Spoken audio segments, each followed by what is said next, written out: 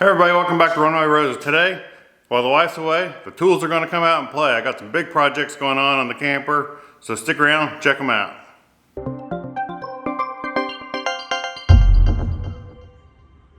So here's what I got going on today. Ever since we've seen these newer Bigfoot campers, they probably changed the interior 5 or 6 years ago, something like that. You only have one option for the countertop. And ever since I've seen them, I have not liked it. I mean, it's okay, but I've never really liked the countertops. You know, kind of got used to it. We had it in our Bigfoot truck camper. Now we have it in this travel trailer. So I'm gonna do like I did with our other 2008-21 RV travel trailer that we had, and I'm gonna tear the countertops out of the kitchen, and I'm gonna take the kitchen tabletop, and I'm gonna relaminate everything, put a whole new laminate on there, something that we like, that might look a little bit better. So that's going to turn into a big project, as well as I also have some skylights that I'm going to put, fan covers, not skylights, fan covers I'm going to put over the fans on the camper, as well as a SnapPad for the front electric tongue jack. So I'm going to get into all that in this video. So I'm going to go ahead and dive in. I already got the tabletop out, and I'm going to start prepping it and to put some new laminate on the top and around the edge. Let's get into it. First, let me show you the laminate that comes in the newer Bigfoots. It's kind of it's dark with like a little tweed kind of look, like it's got some hay or something in it. I mean, and it's okay, but I don't really like it. It seems like there could have been better choices. Like they could have chosen, at least maybe had some options at the manufacturer. So here's the kitchen. It's kind of dark in here because the camper is in the garage. Got the light on. You can see the original factory look, and you know, it looks nice, but it could look better. So here's a piece of what I'm going to put in. It's going to be more like a granite style looking countertop. I think it's called Artesian Azul, I want to say, if I remember correctly. We've had this for a couple of years, so I decided to go ahead and put it to use.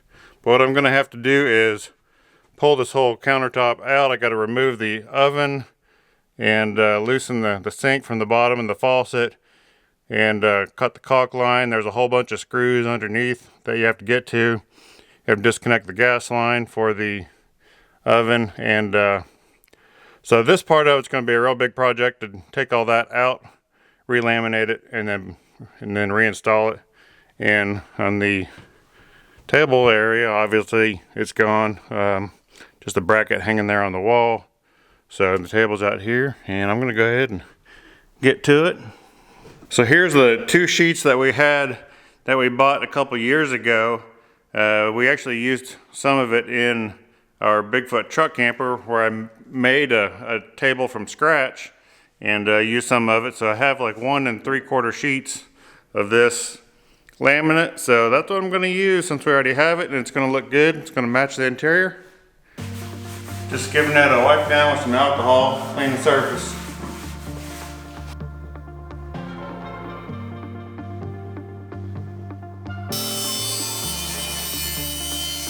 Cut it a little bit big all the way around, about an extra 1.5 inches probably all the way around, so that way after I glue it down, I can go ahead and get my router out and then route off the edges and be a nice clean finish. So this laminate I'm putting in actually has a shine to it. Unlike the original factory, it's just more of maybe a matte finish, or it's almost flat. So this is going to have a little bit more of a shine to it, and I think it's going to look good. All right, now that I got the laminate cut for the top of the table, I can go ahead and get those prepped and ready to adhere down. I'm going to use some DAP contact cement. Basically, it's got one of these little crappy brushes, and I got a bag of those. I'm just going to paint it onto the back of the laminate, and then also paint the contact cement on the top of the table.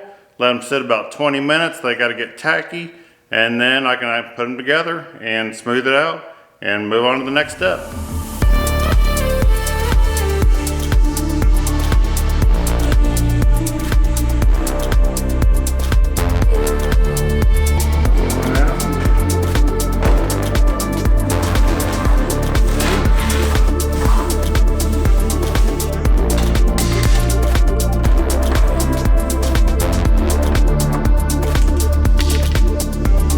Now that I have the laminate glued down to the top, I'm going to take my router.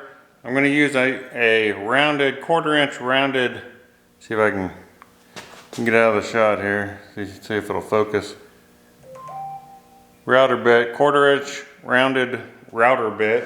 So that's what I'm going to use. The table actually has a 45° on it. I just went to the store to see if I could find a 45, and they didn't have one, except for a big giant one. And they're very expensive. So I'm just going to use this round-over bit. It's not going to really be much different. I think that's what I used actually on the last one we did. So I'm going to go ahead to it, put the bit in there, and route off all the excess. Let's get to it.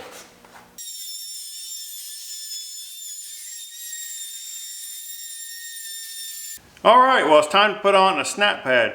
What is a SnapPad? Well, if some of y'all have been watching our videos long enough, you'll notice on our last truck camper I put these rubber SnapPads on all 4 of the jack legs. So now that we have this trailer, I wanted to get another SnapPad to put on the base of the electric tongue jack. So basically it's just some sort of a thick rubber type material.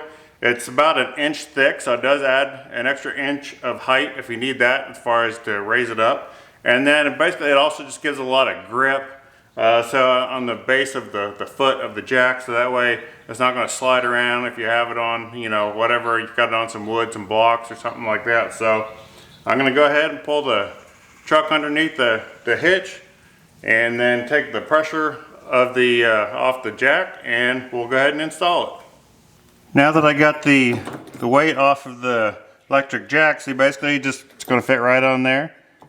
And this is actually, this particular one is a 5.5 inch for this tongue jack. I'm just going to put some Blaster multi-purpose lubricant around here just to help it kind of go down on there a little bit easier, because it's rubber and it's got a lot of grip. So it's going to just make it a little bit easier to go on, hopefully.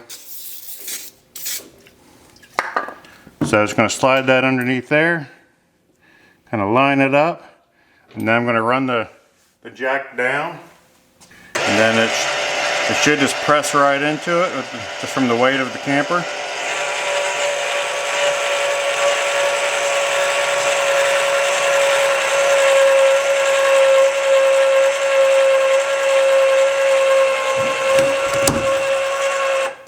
There it is. So there you go. It'll just stay on there and be ready to go whenever we need it. And super nice little addition. This came from E-Trailer. They're fairly inexpensive, so I would highly recommend getting one of these. These SnapPads are great. There'll be a link below the video for that. Did want to say thank you to E-Trailer for sending this out to us so that we could show it to you. It's going to be a good addition for anybody that has electric tongue jack like this. I mentioned at the beginning of the video that I was going to put some fan vent covers on top of our camper. Well, I don't really like the ones that I have with the way that they install, so I'm just not going to use them. I'm going to find something else that I would rather use. But I did go ahead and put the SnapPad on, as you saw, so that's a cool little upgrade. So now let's get back to the countertops.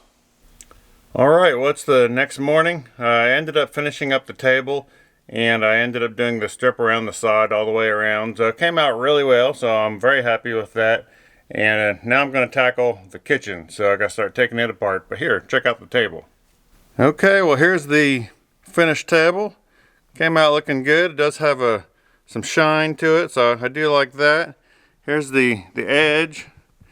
Got the laminate all the way around the edge, so that came out good. This area here, I'm just going to either put some stain on it or maybe just some oil on it, because it is real close to our cabinet color, so may just put some English oil or something like that. But looks good. Very happy with that. Now I just got to start taking apart the kitchen. I'm about to pull the oven out. I have to go disconnect the propane tanks completely, just so that I don't have to worry about that. So it's already loose. I can pull the whole thing out right now. Just got to disconnect the propane in the back and start taking apart the plumbing, and the sink, and the faucet, and try to unscrew the countertop from the bottom and pull it out.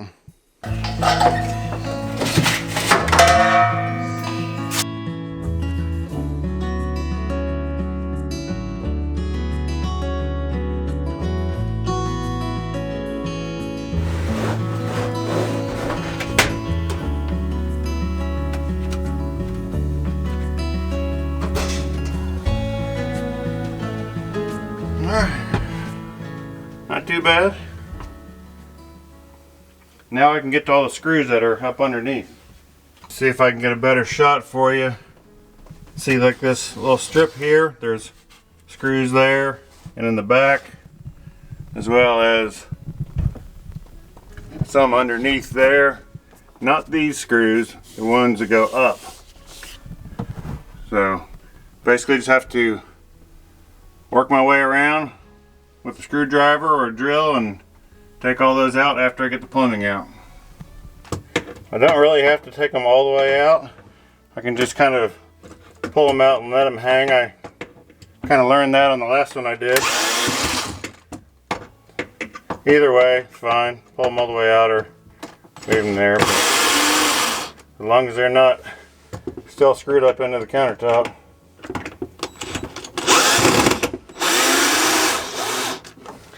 There's a lot of them. See there? It's loose already. It is caulked along the back and around the side, so I will have to cut that caulk line once I get all the screws out. So I did run into a little hiccup here. All the screws are out, but I figured out that this piece of trim that runs along there on the side of the sink is actually glued to the side wall. So I got the screws loose or out, and so I'm gonna have to try to take this whole side piece off of the sidewall. So that's gonna be a little tricky. Beside the sink, other than that, countertop's ready to come out. Ended up being a little bit challenging on the other side of the sink. That kind of fought me to get that piece of wood loose. I'll show you that here in just a moment.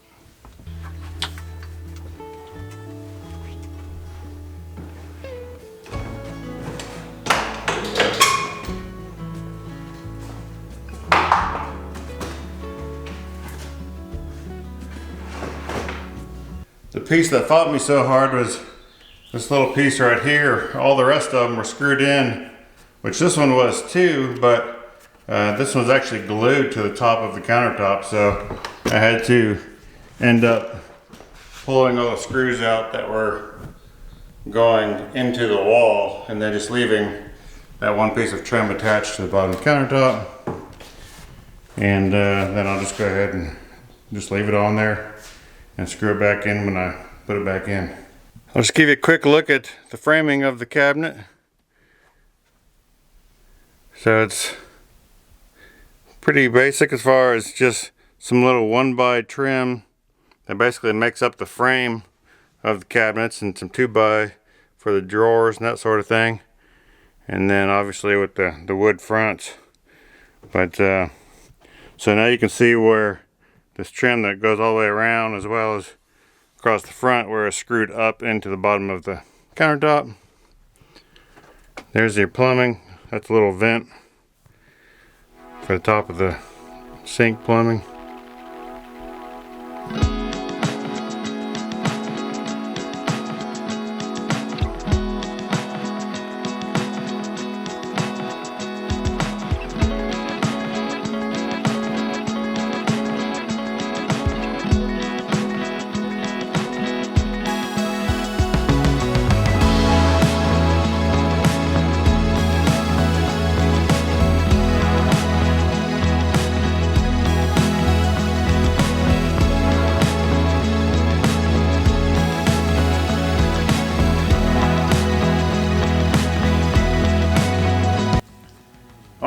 The kitchen laminate job's coming along nicely.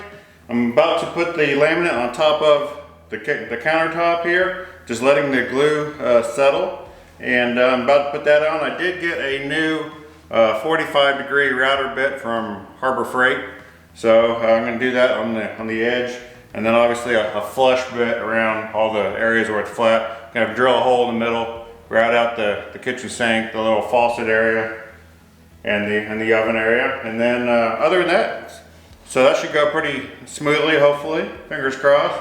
And then I also have to do the sink cover. I'm gonna have to laminate that, and the little flip up extra countertop extension. I'm gonna have to do that. So got a little ways to go, but it's coming along, so I'm gonna get back to it.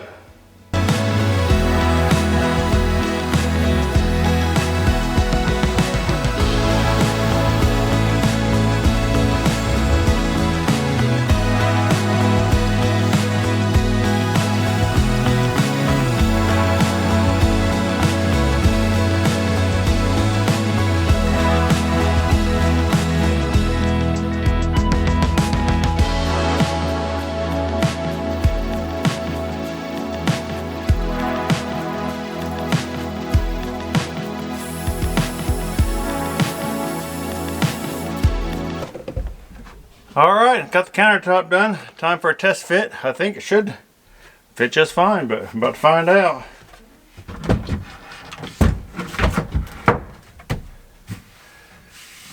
There we go. Looks good. Just gotta finish putting it back together, caulk up the sides, screw it down, and I do need to finish my other two pieces. Gonna get back to that.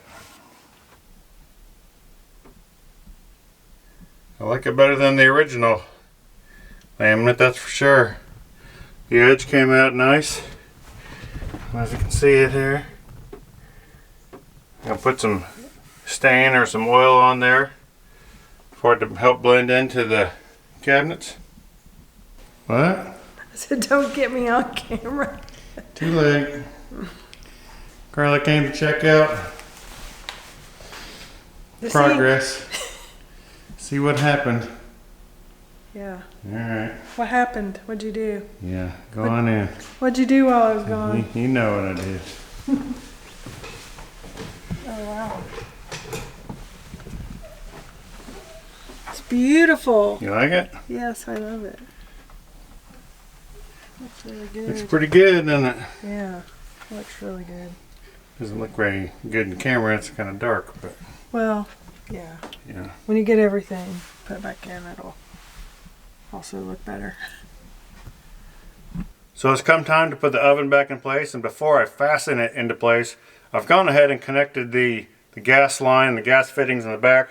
We have this it's a combustible gas leak detector made by Todd. It's pretty inexpensive. We'll put a link below if we can find it. We bought it a couple years ago.